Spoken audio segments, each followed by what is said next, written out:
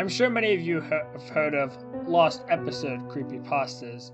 They are usually an incredibly graphic episode that conveys such fear for children that it was never aired. Though someone managed to sneak a viewing or owns one of the tapes, the most popular example of this is Squidward Suicide, in which Squidward commits suicide, hence the title. Of course, all of these creepypastas are fake, but I remember a SpongeBob episode that was altered heavily, but still remains in circulation today. This is One Course Meal from Season 7. In the episode, Mr. Krabs finds out that Plankton is horrified of whales and uses it to his advantage. This is one of the least popular episodes of the show due to the dark nature of the episode, even after the episode was heavily altered. Now, how would I have seen this episode before it was edited? Well, it's simple, really.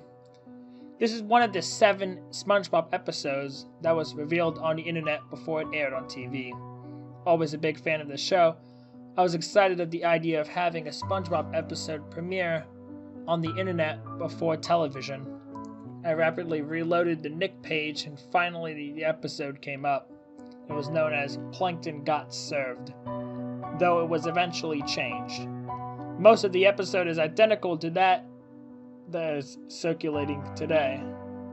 Plankton manages to break into the Krusty Krab and ties up Mr. Krabs and SpongeBob. As he is about to finally get the secret formula from SpongeBob, Mr. Krabs' daughter Pearl walks in. This terrifies Plankton and causes him to run out. Plankton later claims his ancestors were eaten by whales and that's why he fears them so. Mr. Krabs realizes this fear that Plankton has and decides to use it against him. He dresses up as his daughter and begins to follow Plankton around, frightening him. Plankton decides he can no longer take it and decides to make the ultimate decision. Plankton decides to commit suicide. Yes, this part is still in the episode today, and you're free to watch it. Plankton waits for the bus as he lies in the street, waiting to get run over. That is when SpongeBob comes over and tries to convince him to continue his existence. This is where the alteration in the 2 versions begins. Plankton fails to heed SpongeBob's words and remains there. In the altered version that was shown, SpongeBob tells Plankton that it was Mr. Krabs' Pearl the entire time and he gets up. In another altered version, SpongeBob says the same thing, but Plankton refuses to believe him. SpongeBob decides that the only thing he can do is show him the truth is to drag Mr. Krabs outside. Soon after he leaves, the typical red bus comes speeding along. Plankton sits up and watches it hit him as everything fades to darkness. Plankton finds himself standing on a single platform overlooking darkness. In the darkness, he sees whales, all looking at him. There are members of his family he can faintly make out, calling for him to jump down. Plankton looks above and sees a light he can scarcely believe. This would seem to represent heaven and hell.